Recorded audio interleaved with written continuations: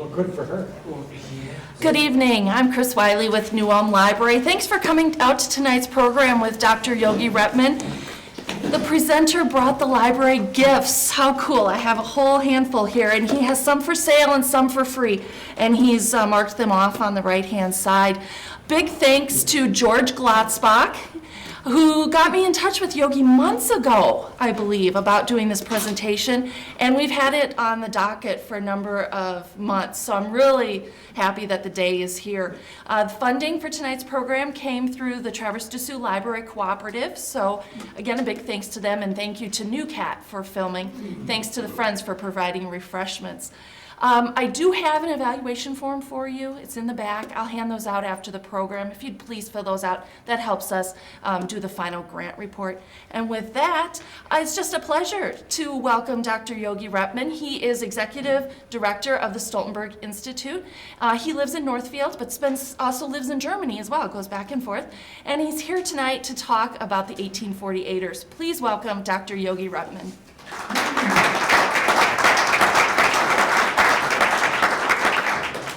Thank you, moin moin. Coming from the northernmost city in Germany, we are 1 mile south of Scandinavia, Flensburg at the Baltic Sea, 100 miles north of Hamburg, we say moin moin. And Arnold, as a good professor, where's Arnold? Over there. He taught me tonight, he found the final scientific answer, which is unknown so far in Germany. What are the roots of moin moin and the real story behind? We just use moin moin for hello, goodbye, how are you, howdy, and most important, cheers. Talking about cheers, one of my close friends in New Ulm is Danny Vata. Whenever we have people for a nice bar hopping from Germany, we go to Delivata, and we had our beer at 4 p.m. for Kaffeeklatsch and some gossip. And we just need to teach you moin moin in order to survive in Germany. Why? Talking about Danny, beer, you go into a pub in my hometown, Flensburg, and say moin. You sit down and say moin, lifting your glass, your stein of beer for cheers. And when you're tipsy or smashed or drunk, you move out of the pub and say moin moin. So that's really all what you need. My name is Yogi Redmond. My Christian name is Joachim. I was reading at an early stage Wild West novels in Germany. An author, Karl May, which is nearly unknown in America. And Joachim, tongue breaking for Americans. And when I was 2 years old, 2.5 years old, 55 years ago, my very first lady friend, girlfriend in the playground, Ose Petersen, Danish roots, Scandinavian roots, she could not pronounce Joachim, CH like eating backwards. And we had for 6 months, half a century ago, Yogi and Boo Boo, the comics, the dumb bears from the Yellowstone Park on German TV. And Yogi became such nickname that my high school teachers thought this is my Christian German name. So my note reports in German high school are Yogi Redmond. So probably kind of all my life is half illegal whatsoever. At a very early stage, because of the Wild West novels, I started an interest in America. And later, my first buddy with whom I hitchhiked after finishing high school in 1976, there's a nice little love story behind that guy, which I will later tell you. We came over in 1976, finishing high school, working in construction, flying into New York, and we didn't know anybody. And then hitchhiked around America and had amazing, just outstanding hospitality. We had read Jack Kerouac on the Road, and in 1976, Jimmy Carter was campaigning to become president, and we went up to Beersville, New York, very close to the Woodstock side. Stowe, Vermont, Montreal, Olympic Games. The stadium was still not ready after the Olympic Games. Hitchhiked to Vancouver, San Francisco, San Diego, New Orleans, Key West, and back to New York. And on Christmas Eve, we had been back. And in 1976, America was still far away. So my mom, she thought when we were leaving, she never will see us again. And I was going to university in order to become a German high school teacher. History and English in Germany, you must study 2 topics. And then starting my university college days, I felt, what can I do to go back to visit America again? And in 1976, it was very clear that my home state of Schleswig-Holstein, like the Holstein cow, north of Hamburg, south of Denmark, nothing was done about those North Germans who came to America as immigrants in the 19th century. So, a new college friend, I convinced him, let's go to America, super hospitality, we will have a great time. We went to our governor, he gave money, surprisingly, and we could come back 1978, and that was the first time that I came to New Orleans, and since then, many, many visits with groups and so on. That's sort of my life story.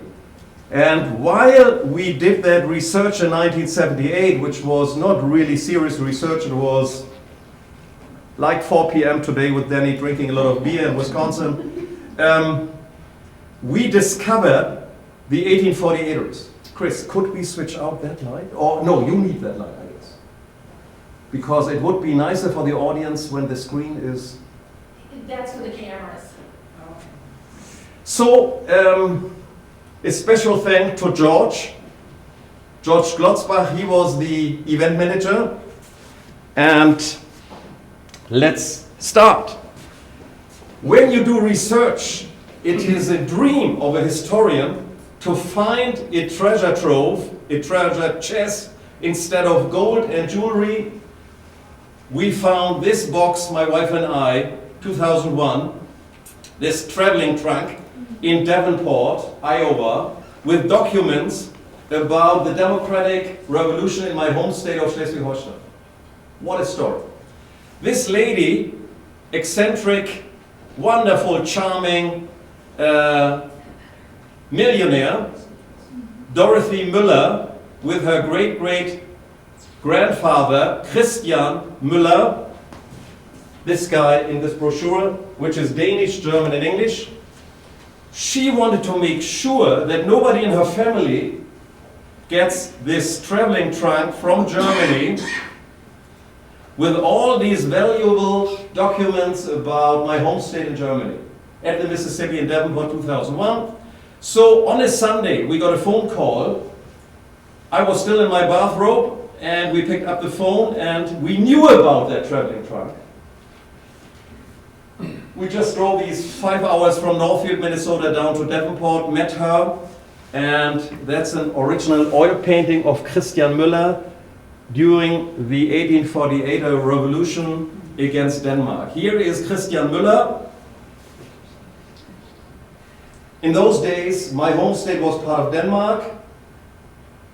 Paris, France, was known for excellent revolutions. 1789, French Revolution.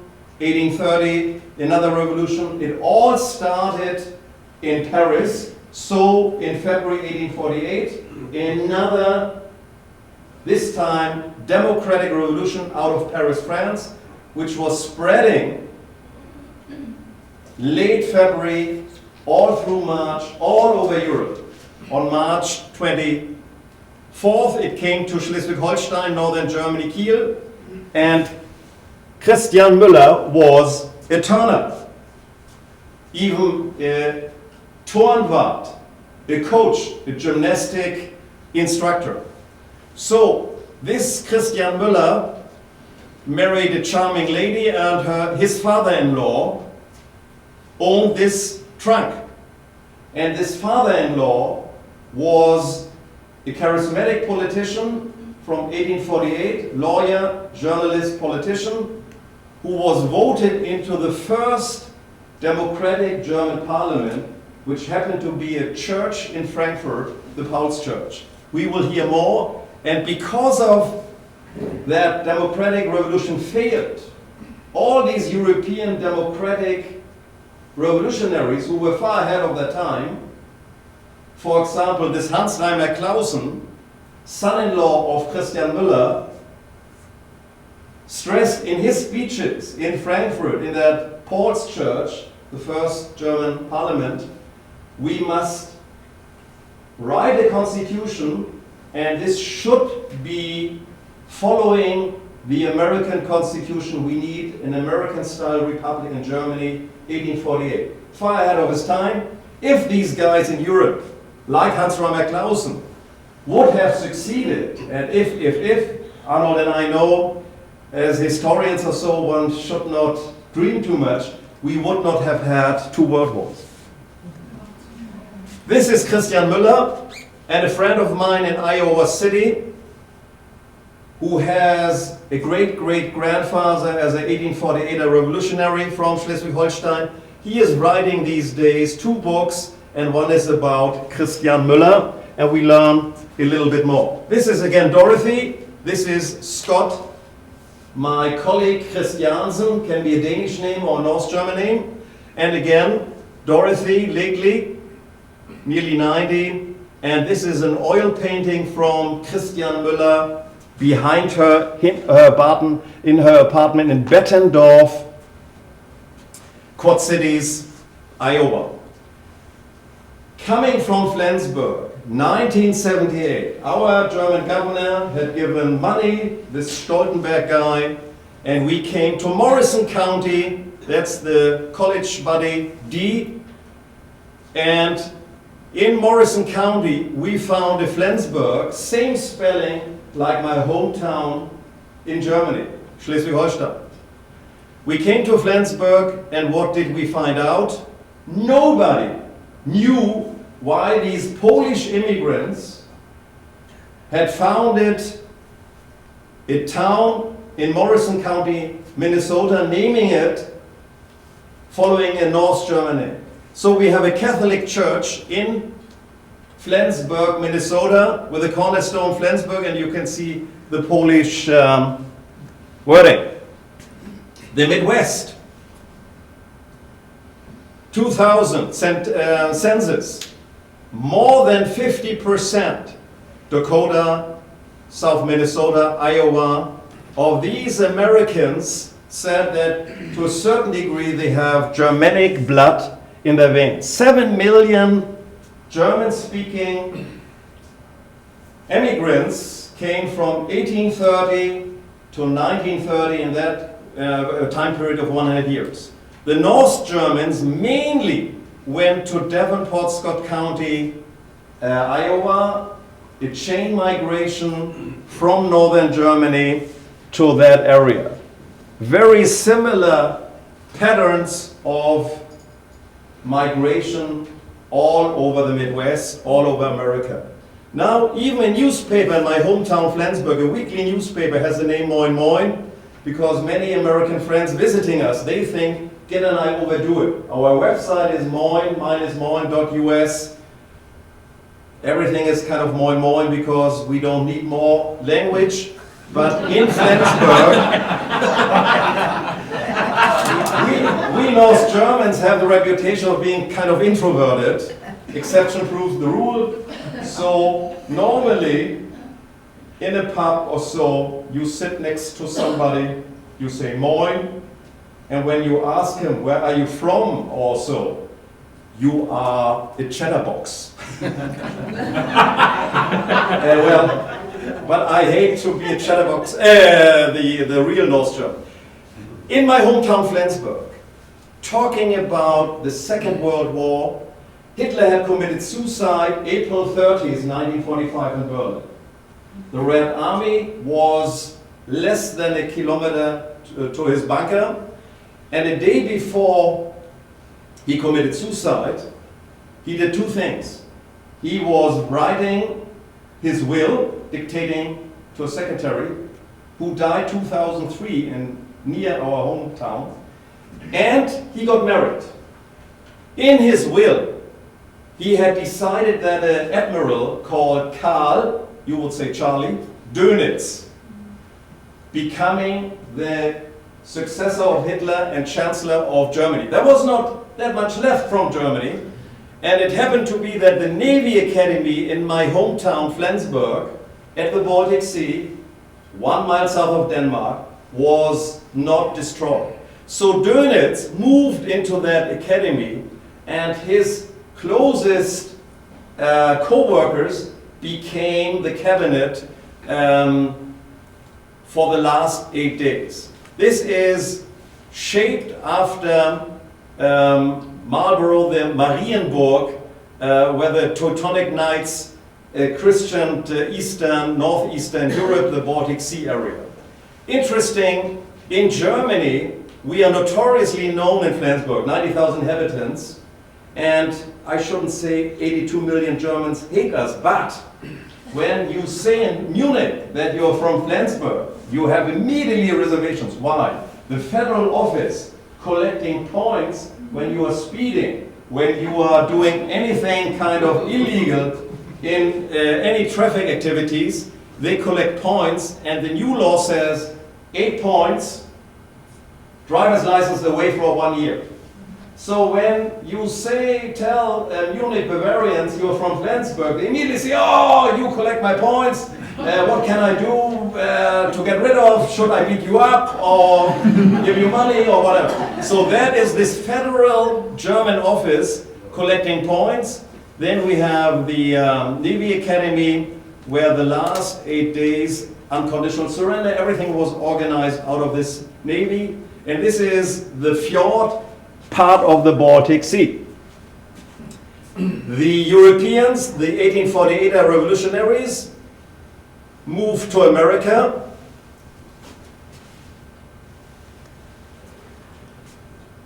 The last thing the North Europeans, the North Germans saw leaving Hamburg harbor at the River Elbe was this wonderful Renaissance church, St. Michael's.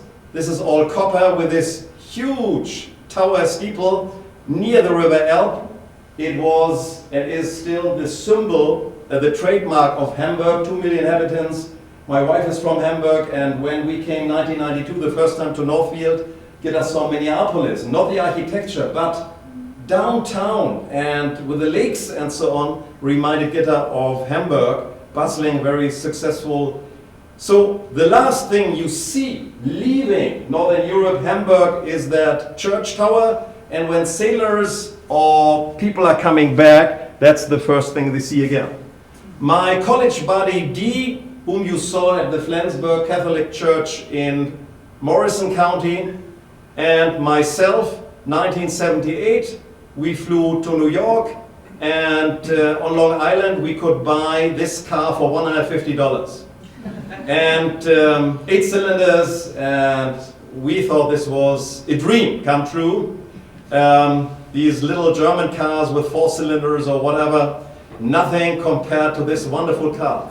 Now, giving talks in America, the male car experts let me know what kind of car is it, which brand, and what is the name of that car. By the way, very, very few American car specialists, and all male Americans, so round about 200 million, I guess, should know what it is, but it's obviously very difficult. I never saw that car again. Arnold, you're an intellectual. Danny, George. It's an American motor something. Very good, George. This is A+ already. An ambassador, right? Very good. This is very really good. Chapeau. This is unusual that an American knows what's going on. It's an American motor. No, George, this is amazing. I'm surprised. I would have had a bet that nobody will know. It's called American Rebel, American Motors. When we bought the car, the company was long out of business already, but we drove 8,000 miles. Then a friend from Hamburg High School, journeyman carpenter, used it 1.5 years, and it finally went to a junkyard in New York City. But $150, it was super. Well, I should say something about the building here, sorry. We are here in downtown, near downtown Chicago. 1883, a choir was founded by North Germans from Schleswig-Holstein, and unfortunately that choir the last 2 years does not exist anymore. Here we have the Falcon Crest from the Duchy of Schleswig and the Duchy of Holstein, and we found that choir, and they were singing a Low German song. From Chicago we went west to western Iowa, Crawford County, north of Denison, or Omaha, that area, and went to Schleswig.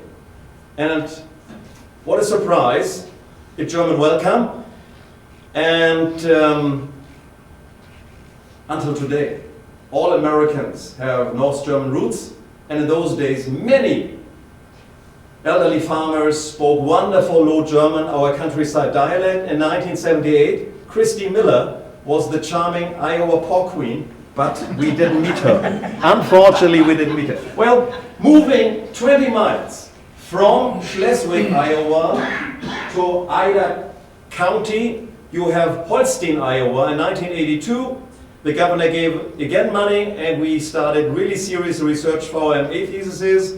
And Holstein had a huge centennial celebration. Very well-off German-American farmers, all Low German, North German, and they had collected so much money that on that centennial bank account there are still $40,000. And what did they do? They had a Cadillac Eldorado. Everybody will recognize this car. And in the parade, they drove us around. But they didn't tell us that they will drive us around. The manager of that and the local historian, Virginia Deegan, she's now 91. Soon we will visit her again. Early December in Holstein, Iowa. We were informed there's a parade or so, and there were 5 days of wild celebration, beer kegs at the streets, and we saw that beer for free, and we started drinking. And then Virginia came and said, oh, the parade cannot start. You are in the second car after the mayor. So we had our glasses, plastic glasses with all the beer. What should we do? So we took it into the Cadillac. And then Dee, his mother is an actress, his father an intellectual loner.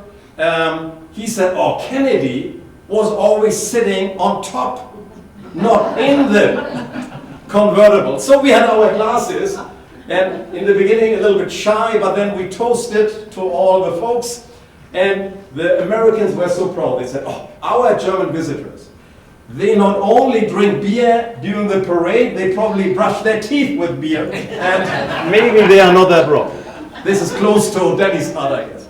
So, talking about North Germany in the Midwest, Flensburg in Minnesota, Schleswig and Holstein, Schleswig-Holstein, our home state, Grand Island was founded 1857 by 1848ers from Schleswig-Holstein. Devonport, Low German theaters in Concordia and Coal Camp, Missouri. There is a Husum, West Coast town. In Lübeck, my college buddy is from Lübeck, Lübeck Marzipan, northeast of Hamburg. So that is close to how our research in 1978, the fun tour had started in 1982, working on our MA theses, it became serious. In Devonport, Iowa, a veterans organization of the 1848 Democratic Revolutionaries was founded 25 years after the revolution.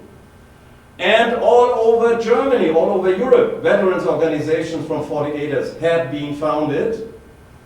And the largest North German Schleswig-Holstein veterans organization was not in Germany, it was in Davenport, Iowa. And it would be worthwhile that every single person, forgotten because of the two world wars, would deserve a PhD dissertation as a biography. From the Baltic Sea, here is Hamburg, border to Denmark, and here is Flensburg, my hometown, and this area is the state of Schleswig-Holstein. Christian Müller, like Wilhelm Fender. Don Tolzmann, known to many of you guys, just said, Yogi, make sure that you mention Wilhelm Fender to my friends in New Ulm, a German 48er and Turner leader in Germany and America. And then he just gave me a letter from Wilhelm Fender, who had founded your Turnverein in New Ulm, that before he came over to America in Heilbronn, Heidelberg, he had founded already 2 Turnvereine, and in Cincinnati and then New Ulm. So the Turnverein was very close to the heart of these 1848ers. It was not only gymnastic activities, the big Turnvereine had libraries following the old philosopher Juvenal. A sound body and a sound mind must go together. A sound mind can only be in a sound body, and that concept of the Turnverein is leading me now to the little romantic high school love story. Why I came in contact in 1978 during that fun trip to these 1848ers in Davenport goes back to this charming lady, Frauke Müller. Frauke and I went to the same high school, and my hitchhiking buddy from 1976 was, and maybe is still madly in love with that lady. He was not at my high school, he was at a different high school. In 1976, while we were hitchhiking Kitchener-Waterloo, this is the man who used me or misused me as a Anstandswauwau. How do you translate that? Doesn't sound good. He asked me, well, Yogi, let us visit Frauke, and he was not brave enough to do it by himself. He needed... Go between. How do you... Yeah, something like that. So, Thies, and so I knew her a little bit, and her brother was also at the same high school, and we graduated. Well, so at least I knew about Frauke Müller, and I knew that Frauke's father was running a lumber company with a long tradition in my hometown. And Christian Müller, whom we discovered in Davenport, had not only founded the Turnverein, he became a very, very successful lumber company owner. And when we heard about Christian Müller in Davenport, I said, well, Müller is like Johnson in Germany, but and lo and behold, both companies, both founders are relatives, and coming from Schleswig-Holstein, Germany, our capital, state capital is Kiel, known for the Kiel Canal, Baltic Sea to the North Sea, and north of Chicago, you have Kiel, Wisconsin. Traveling 10 miles, at Kiel, Germany, 1844, Christian Müller was one of the founder of the Turnverein and became the leading coach, the head coach. Traveling in Kiel, Wisconsin, a few miles west, you have New Holstein, founded by 1848ers, 1848, and the Turnverein, and Joachim Schildhauer, North American Turnerbund, the umbrella organization, And Joachim Schildhauer is an interesting character because his son was the inventor of the lock system of the Panama Canal. Traveling in between Kiel, Wisconsin and New Holstein, Wisconsin, you have the Holstein cow and you feel homesick as a North German. Schleswig-Holstein, the northernmost German state, 16 states. Christian Müller from the Baltic Sea, from that town. He went to Kiel and then after the revolution failed to Devonport, founding a Turnverein and the lumber business, and his relative went to Flensburg and founded the Müller lumber company. Just to give you an impression, the Baltic Sea, east of Hamburg, that's where the Müller, Christian Müller, came from, was born and raised before he emigrated. Water is the main topic, that's why these North Germans went to the Mississippi. In most of our North German churches, you have a sailing boat as a decoration or several in the churches. When I give talks in Northern Germany about the same topic, I use that tie. And this is where Christian Müller did his apprenticeship near his hometown. And my buddy in Iowa City says, well, doing this research is often lonely. You sit and don't get anything done, but you meet amazing people. And coming to New Orleans, first time in 1978, but it is a great reason to go back. And so he is right. And this time I have this tie. Why? This is the flag of the German Democratic Revolutionaries in 1848, which became the German flag. Hitler hated the flag because it symbolized democracy. And the story is the Black Night of tyranny through the red blood of battles to the golden future of an American-style democracy.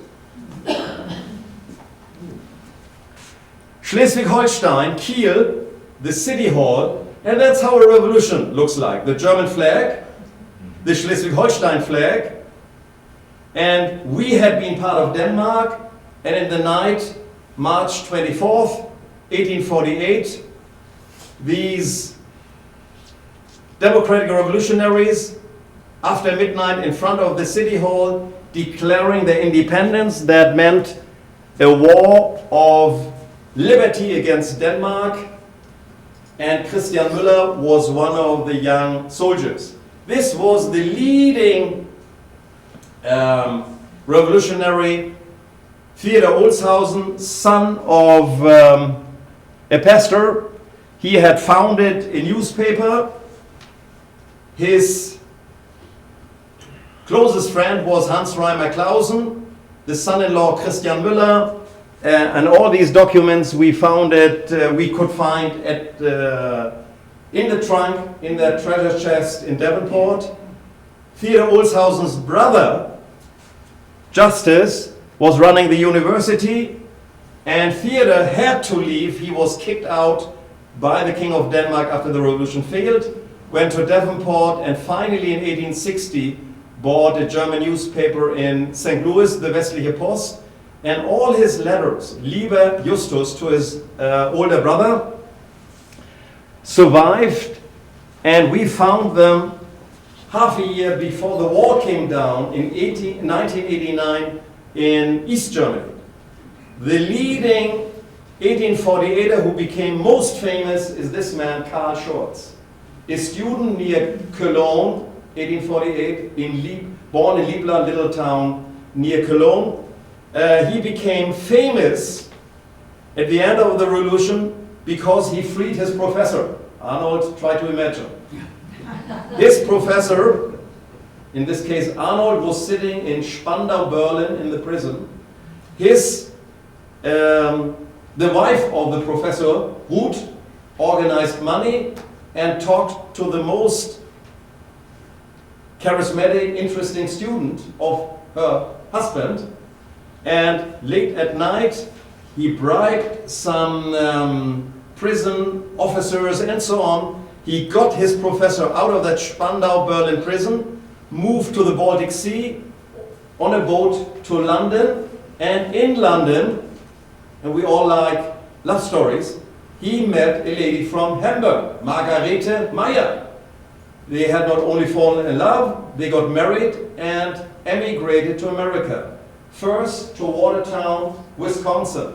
And what did Margarete Schurz, nee Meyer, do? She had founded in 1856 the very first American kindergarten. And we all know that kindergarten are not totally unknown in America. So also a product of the 1848 revolution, Margarete, 19 years old in London, and he was 20 or 21, the young revolutionary in London. Here we have Germany as a nation did not exist. 39 independent principalities. The Duchy of Schleswig, part of Denmark, is not even part of Germany in on this map. This would be a story by itself. That's the church in Frankfurt, Paulskirche, where the first 1848 national German government has met. Hans Reimer Claussen from my home state, the father-in-law of Christian Müller, with his great speeches about the American Constitution. On early April 1848, the provisional government of Schleswig-Holstein, Theodor Olshausen, gave a passport to Hans Reimer Claussen so he could travel with his passport to the King of Prussia to Berlin to lobby, and in the beginning Prussia would support the Schleswig-Holstein Army of Liberty against Denmark, and all these documents were in that treasure chest at the Mississippi in Devonport. Just to repeat, here we have Hans Reimer Claussen, Christian Müller. This is the great-great-grandfather, Jürgen Peter Ankerson, from my history colleague in Iowa City, Theodor Gülich, who would found the first Schleswig-Holstein German newspaper 1851 in Devonport. Again, these 48ers. This is the first German newspaper, November 15th, 1851. Theodor Gülich, 22 years old, founded that German newspaper. Weekly, 99 copies were printed for the first issue. And the whole story I'm telling is part of that letter. Jedem das seine, Cicero, everything, how do you translate the? To each his own. To each his own, principle of, thank you Arnold, justice from Cicero. And here from the left, the prison castle, the princess group, a lady, Lola Montes, who had an affair with the King of Bavaria in 1848, dancing in front of that group. Here we have the Emperor Napoleon from France, the Prussian king. His nickname was Champagne Fritz. And that represents the good old days. The masses are moving to the harbor, sailing ships, sailing over to America, Atlantic, Freiheit, freedom. They are welcomed by all Americans, and then they take the trains to the Midwest, to Devonport and New Ulm, Minnesota. Westliche Post, the largest German-American newspaper west of New York. And try to imagine, 1880, there were over 800 daily and weekly German newspapers in America. It was gigantic in terms of Milwaukee in 1852 had 3 daily German newspapers and 80 weekly and monthly publications. 42 members of that parliament from Frankfurt came as immigrants to Milwaukee, So in terms of quality journalism, Milwaukee was the place, not Leipzig, Berlin, Hamburg or Munich. So Westliche Post, Theater Olshausen from Schleswig-Holstein, bought it in 1860, shortly before the Civil War, and Josef Pulitzer from Pest, Buda and Pest, Hungary, German speaking, came to America, and his first job as a reporter was at this German newspaper from Theater Olshausen in St. Louis. Here we have Christian Müller, his father-in-law, and all the descendants who were running this lumber business. George Müller, my high school friend, who is running the lumber business in Flensburg, in 1983 did an internship with his American cousins in Devonport. So it is kind of amazing that Flensburg, Schleswig-Holstein, Germany, Devonport, Iowa, America, two Müller relatives founded very successful lumber businesses. And in Devonport, whenever we visit Dorothy, our wonderful, charismatic, eccentric lady friend, she gives us something. G.W. Müller, this ceramic, totally unknown in Flensburg at the Müller lumber company, it somehow, whysoever, survived in Devonport. Quad cities, 4 cities grew together. The local newspaper had an article about our research. Theater Olshausen, Hans Reimer Claussen, and Theater Olshausen, before he went to St. Louis, he was running the German newspaper Der Demokrat for years. And the house next to the Mississippi, where Theater Olshausen had been living, is still around, and today you get a nice tattoo. 1898, 50 years after the revolution, the veterans in Europe, in northern Germany, in Schleswig-Holstein, had commemorations. In Devonport, these are the veterans who were still alive 1898 at the Mississippi, downtown Devonport. They had this stone, 4 tons heavy, commemorating the revolution, March 24th, 1848. And unfortunately, well, 1,600 people came. The Germans speak about Columbia, Germania, English, German speeches, but soon after America entered the First World War in April 1917, the stone was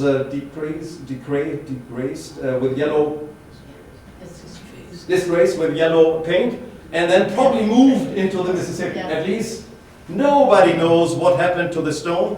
2008, we had the American Schleswig-Holstein Heritage Society got some money together, and now we have a stone 16 tons at the very same spot.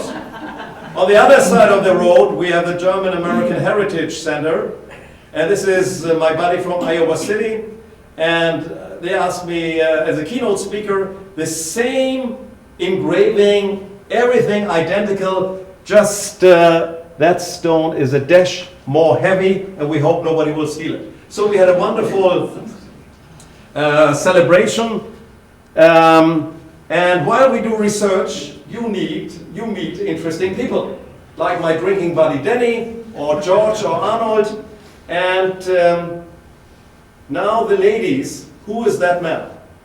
According to my wife and all her girlfriends, maybe the best looking man they ever have seen on TV, or one of the 3 best, most stunning. At least he has something what I do not have. Eric Braden, Young and Restless. Does it ring a bell? Well, he is from my home state. Born and raised with 18 years, he came to Montana, and his name is Hans Gudegas. And his first agent in Hollywood said, with that name, you never will have a career. And he said, I will never give up my name. Well, after 3 weeks, they found a compromise. The village he was born, south of Flensburg, at the Kiel Canal, is Bredenbeck. So following his village, his name is Eric Braden, Victor Newman, and for 34 years, he is on CBS every single day. And there are 28 countries in this world, so 120 million women follow him on a daily basis. Mind-boggling. Well, now the reality. Whenever we visit him in Pacific Palisades, he takes Gitta out for dinner into his favorite Italian restaurant, and they send me to McDonald's to eat a hamburger. So his bad consciousness, his home village turned 750 years this summer. So he was invited and he came to Flensburg in August, and we both love tennis, so we had the ultimate tennis game, but I had no chance. He was winning 6-1 and 6-0, and this one, he felt sorry. But when you feel that somebody feels sorry, this is even worse than losing 6 whatever. So we took him west of my hometown, Flensburg. There's a tiny, tiny town, 40 people, where a famous German painter, Emil Nolde, had lived. He died 1956. Even though he was a very early member of Hitler's Nazi Party, 1921, Hitler decided in 1937 that this is degenerated art.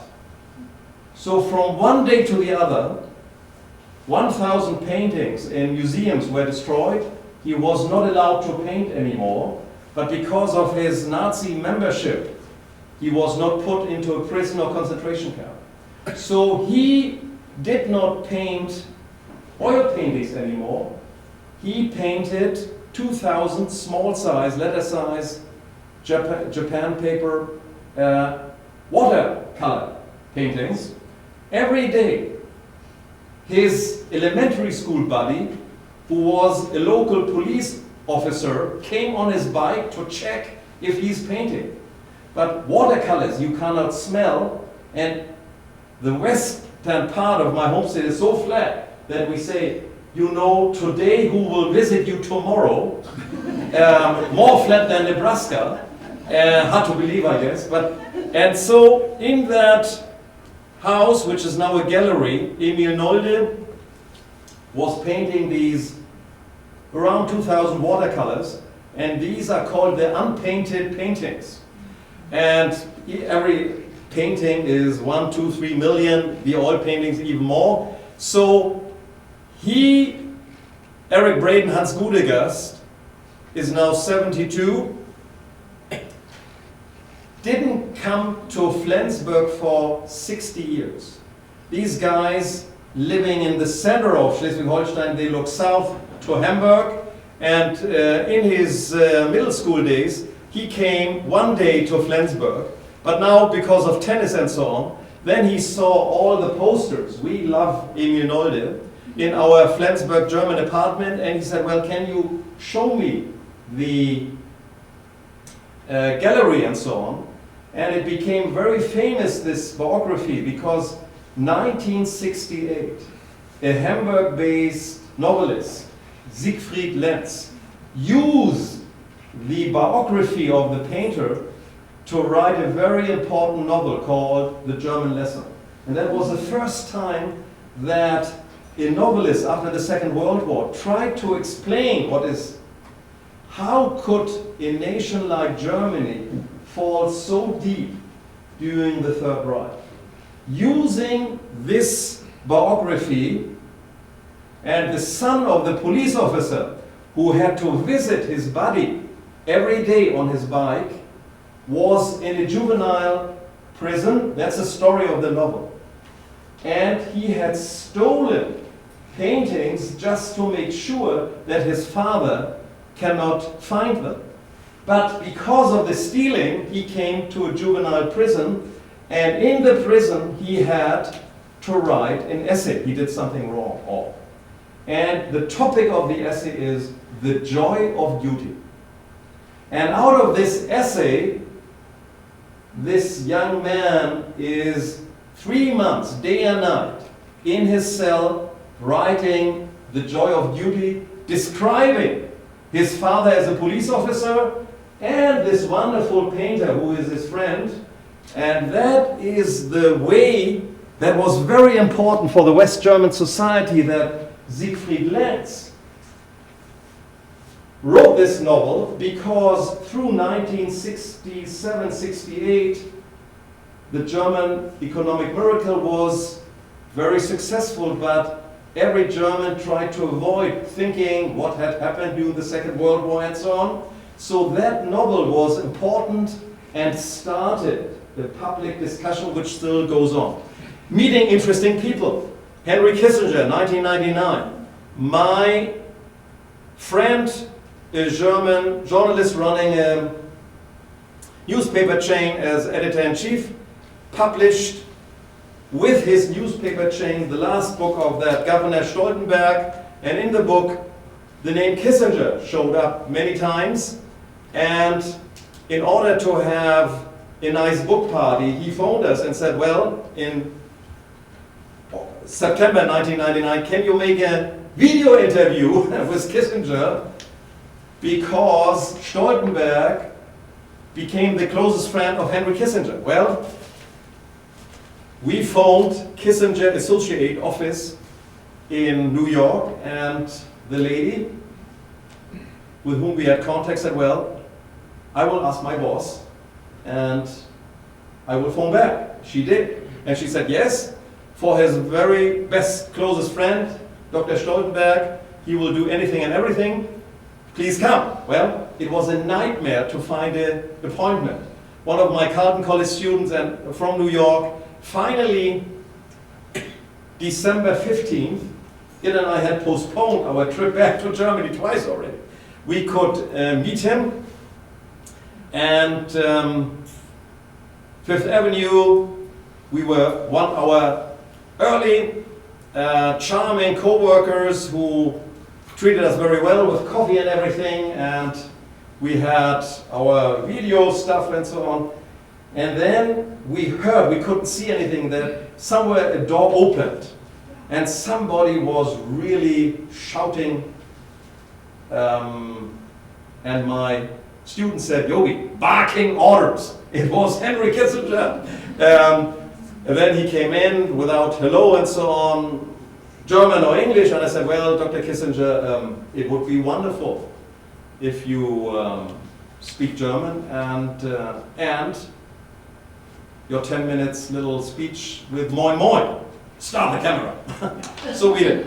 Okay, everything was over, everything was fine, and then at the end, he did a brilliant job. I had 100 grams of Lübeck, North German marzipan. And I gave it to him as a little thank you, and he went out and came back into the room and wet eyes and said, Mr. Reppmann, how did you know? I said, well, I'm a dingbat idiot, I didn't know anything. His younger brother Walter and Henry, his Christian name is Heinz, like ketchup, August Kissinger, Fürth, Nuremberg, Bavaria. Once a year before Christmas, his parents had bought this Lübeck marzipan, so it was a childhood memory. And well, now we have a friend in New York. Talking about Christian Müller, founder, Davenport Turngemeinde, Turnverein, 2001, the Schützenpark, which was huge, Corey Darnell had raised money and to commemorate the 1848ers and Turner. Theodor Olshausen, the guy who was running the newspaper in Davenport and then with Pulitzer as a young reporter in St. Louis, came back after the Civil War to Hamburg, to his 2 half-sisters, where he died. And the main street, the Grand Avenue of the Kiel University, 20,000 students in Germany, is called Olshausenstraße. And as a student I thought, well, nobody knows what wonderful two brothers are behind this Olshausen name. The one justice running the university and his brother becoming the leading revolutionary. So in 2009 we raised some money. This is the administration building of the university. This is the road. But this is not public space. In public space it's a nightmare to get, takes years or forever. So we commemorated the 1848er, Olshausen. This is from a letter from St. Louis, some years later, two biographies, and this was July 4th, 2009. And no, it was in June, sorry. In June we had the day and speeches and whatever. On July 4th, Bruno Olshausen from Berkeley University, running a team of 40 people, brain research, brain scholar, Bruno Olshausen,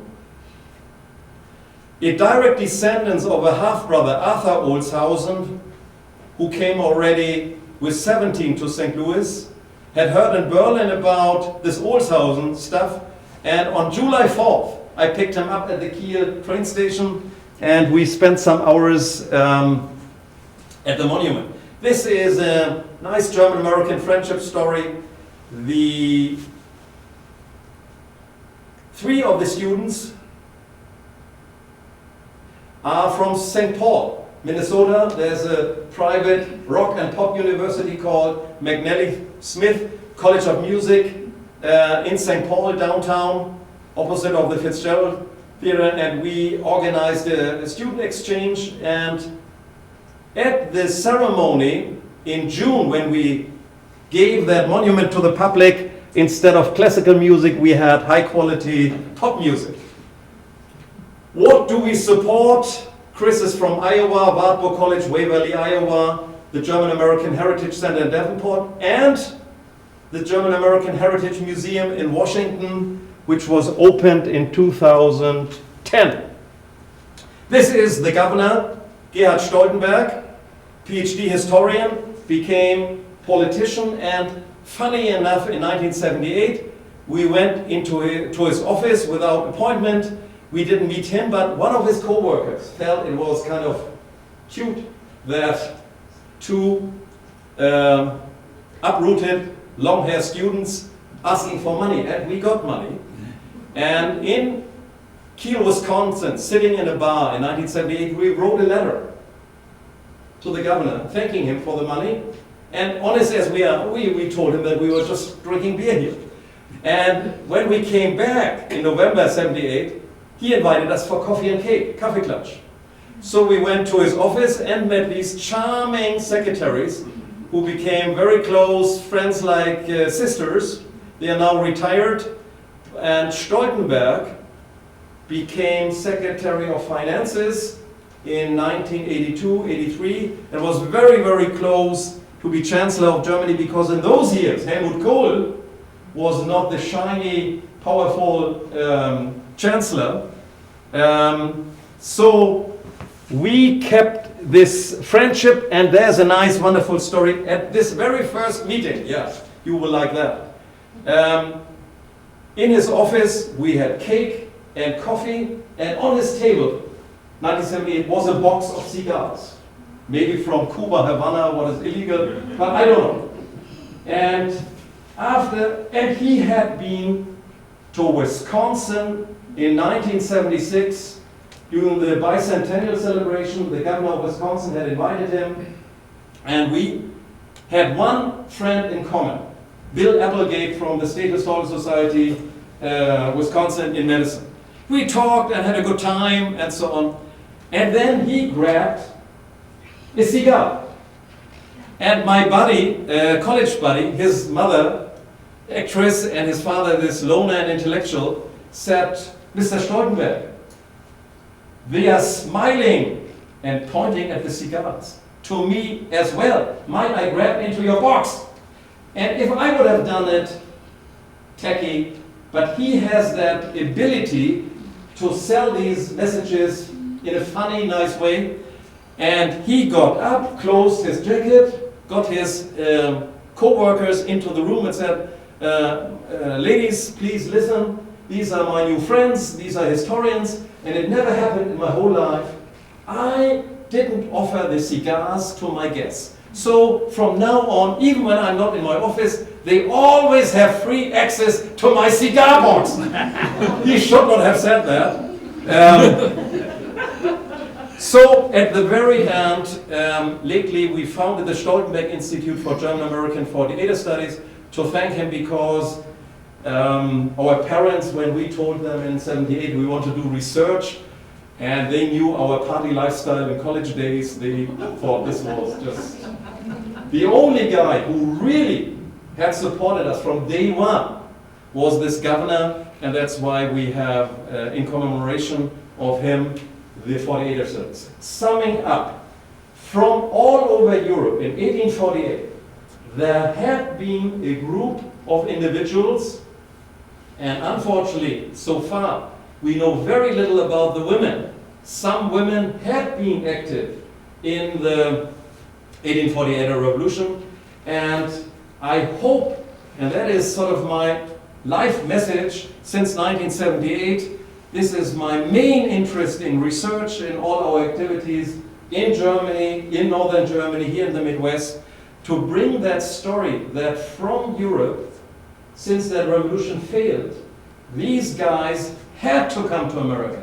They were not really interested in America in terms of adventure or becoming farmers. They had to leave Europe, and the intellectual vitality, founding of Turnvereins, theaters, orchestras, many things go back in 1849, 1850, and some even came already 1847. These are, to my understanding, the most interesting immigrants America ever had seen. And in the case of Davenport, interestingly enough, the Hungarian 1848ers, these were all aristocratic princes and so on. Why so ever, Hungary had a different kind of democratic revolution. They came also to Davenport. So these Schleswig-Holsteiners and the Hungarians were friends in Davenport. A wonderful, amazing story we have a little bit here in that brochure. Whenever you have questions, feel free. Thank you very much for your patience and interest.